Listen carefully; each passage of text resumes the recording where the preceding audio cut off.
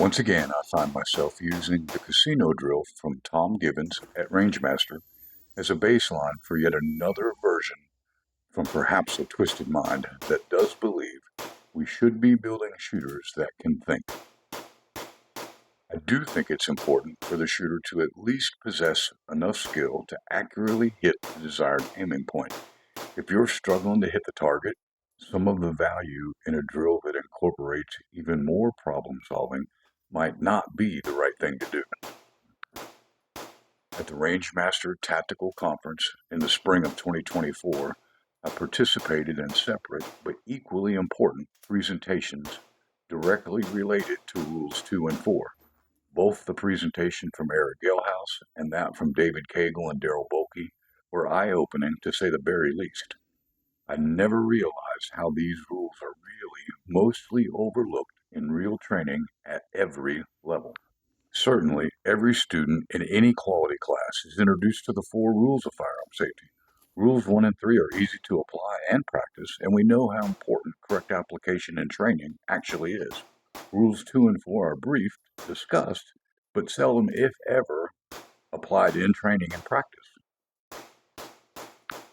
Treat every firearm as if it were loaded. Don't point a firearm at anything you're not willing to kill or destroy. Keep your finger off the trigger and the weapon on safe until you've made the conscious decision to change that, and know your target and what's beyond it.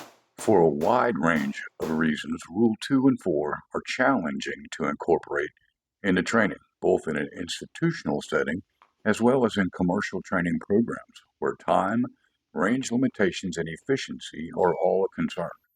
Multi-use targets that provide a variety without moving the firing line allow us to make better use of time. Flat range settings often can't include much, if any, lateral movement. Even placing targets in depth creates a problem when multiple shooters are on a firing line. I know my firearms training started as an infantryman at Fort Benning, Georgia in 1984.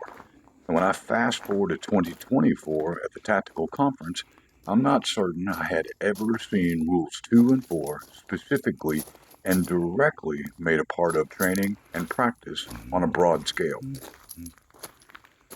The explanations, demonstrations, and practical applications presented in both the Galehouse and the Cagle-Bolke presentations were unique, but shared the same message.